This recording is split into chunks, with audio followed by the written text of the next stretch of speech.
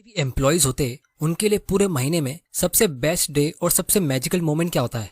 तो वो अक्सर महीने के एंड में होता है जब उनको एसएमएस के जरिए ये 3 वर्ड्स देखने मिलते हैं, सैलरी इज क्रेडिटेड। क्योंकि वो फीलिंग अलग ही होती है जब आपको आपकी मेहनत की कमाई के पैसे मिलते हैं। लेकिन अगर मैं कहूँ कि आज मैं आपको इससे भी ज्यादा ब्यूटीफुल 3 वर्ड्स के बारे में बताने वाला हूँ जो अमीर लोगों का सीक्रेट होता है, वो है डिविडेंड इज क्रेडिटेड।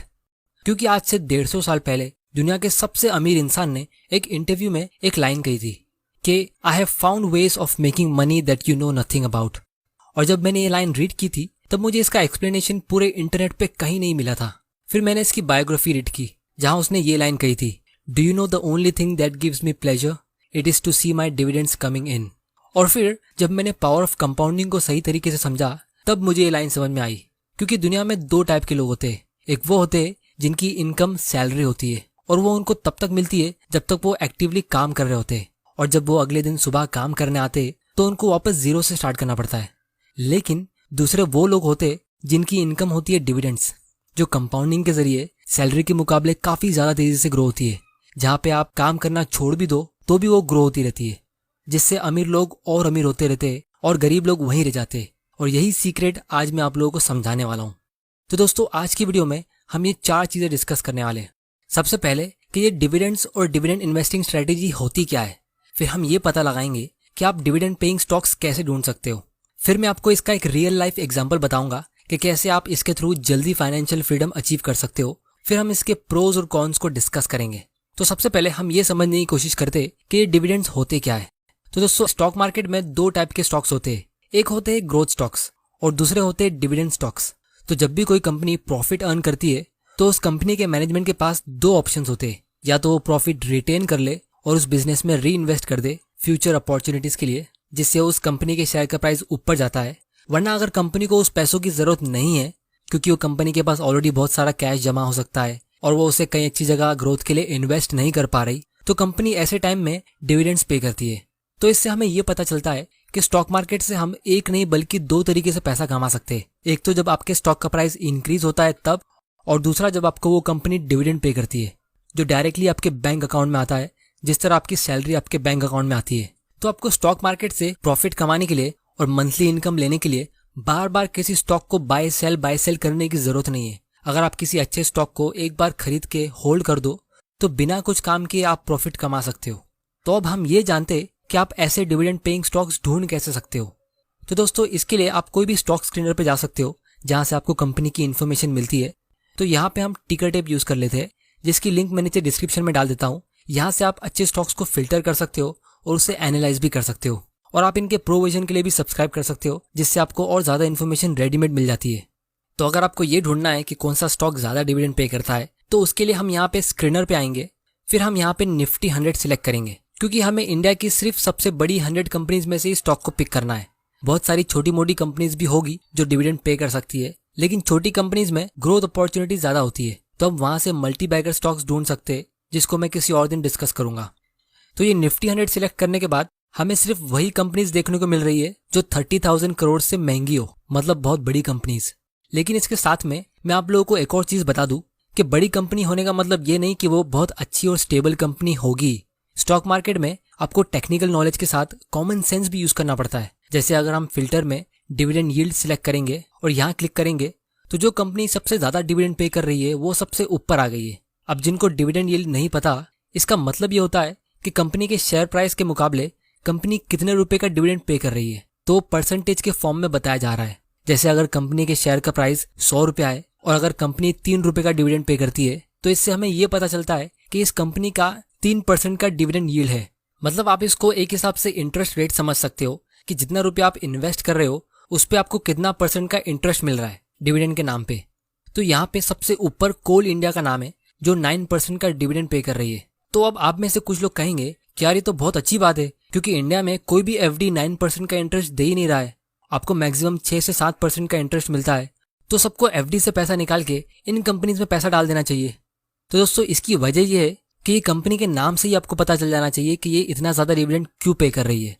क्योंकि ये कंपनी कोल माइन करती है और ये इंडस्ट्री एकदम डिक्लाइनिंग फेज पे है। इलेक्ट्रिसिटी के आने के बाद इनके प्रोडक्ट्स का डिमांड गिरता जा रहा है, ये चीज हम सबको पता है। तो इसीलिए आने वाले 10-15 साल में ये कंपनी कहाँ होगी हमें वो नहीं पता, और इसीलिए इनके शेयर्स को लोग खरीद नहीं रहे, जिसकी वजह से इसका शेयर प्राइस गिरता जा रहा है।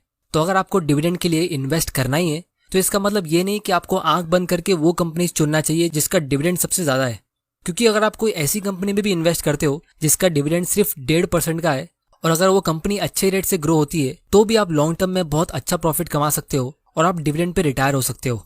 इस चीज का मैं आप लोगों को एक रियल एग्जांपल दिखाना चाहता हूँ। तो दोस्तों, कुछ महीनों पहले एक आदमी ने ट्विटर पे ट्वीट किया था कि उसके किसी फ्रेंड ने ये इन्फॉर्मेशन शेयर की है कि एक इन्वेस्टर है जिसने 2004 में आईटीसी के 1000 शेयर्स खरीदे थे।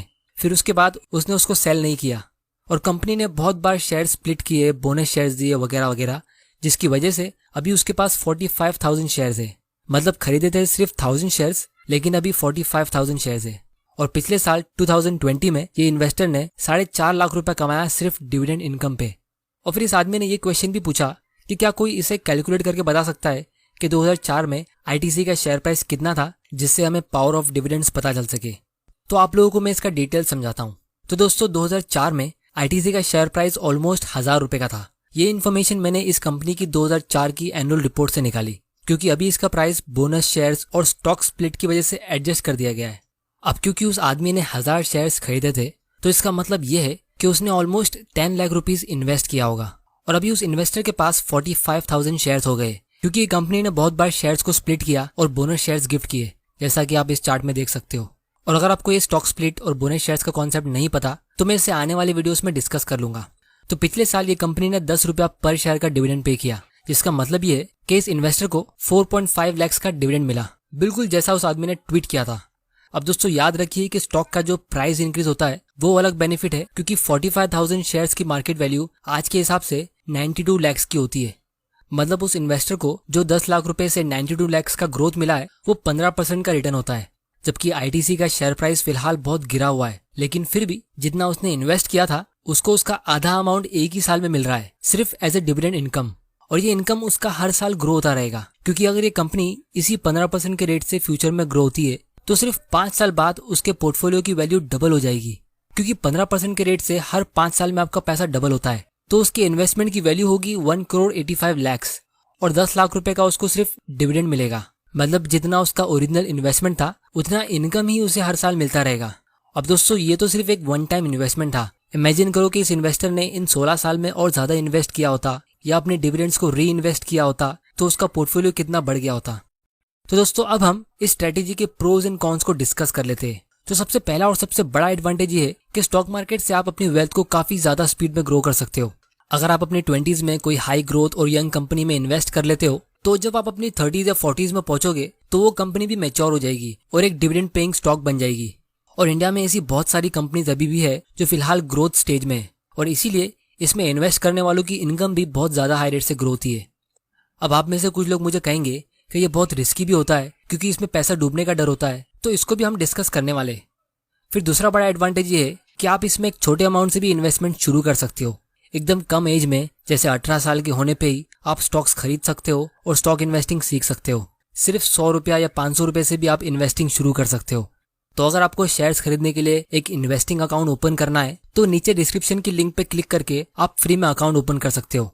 फिर तीसरा और सबसे बड़ा एडवांटेज इसमें यह है कि आपको इसमें डाइवर्सिफिकेशन करने मिलता है, क्योंकि रियल एस्टेट में अगर आप 50 लाख रुपए इन्वेस्ट करते हो तो आपको सिर्फ एक ही प्रॉपर्टी खरीदने मिलेगी, लेकिन यहाँ पे आप वही अमाउंट को 10-15 कंपनीज में डाइवर्सिफाई कर सकते हो। और दोस्तों, इसके अलावा डिविडेंड्स के और बहुत सारे बेनिफिट्स होते हैं जिसको हम डिटेल में आने वाले वीडियोस में डिस्कस कर लेंगे। अब दोस्तों, इसका डिसएडवांटेज सिर्फ एक ही है कि आपको इसके बारे में अच्छी नॉलेज होना जरूरी है, लेकिन मेरे हिसाब से ये एक डिसएडवांटेज नहीं है, क्योंकि कोई भी फील्ड में आपको नॉलेज होना जरूरी होता ही है। फिर चाहे आप रियल एस्टेट में इन्वेस्ट करते हो या गोल्ड में या कोई और स्कीम में। और जिसको भी नॉलेज नहीं होती है वो लोग सबसे बड़ा रिस्क लेते हैं, और जैसे जैसे आपकी नॉलेज इंक्रीज होती है तो आपका रिस्क अपने आप कम होता रहेगा। तो जिस तरह बहुत लोगों को पावर ऑफ कंपाउंडिंग सही तरीके से पता नहीं होता है, जिसकी वजह से लोग कभी इन्वेस्टिंग करते ही नहीं है, उसी तरह लोगों को ये डिविडेंड के बारे में भी नहीं पता होता है कि स्टॉक मार्केट से आप स्टेबल और एक रेगुलर इनकम भी अर्न कर सकते हो, जिसकी वजह से लोग इन्वेस्टिंग शुरू तो कर लेते हैं लेकिन सही तरीके से उसे कंप्लीट नहीं कर पाते। तो इसीलिए नॉलेज होना मेरे हिसाब से कंपलसरी है। फाइनेंशियल एजुकेशन नाम का कोई सब्जेक्ट हमारे स्कूल में होता नहीं है, इसीलिए मैंने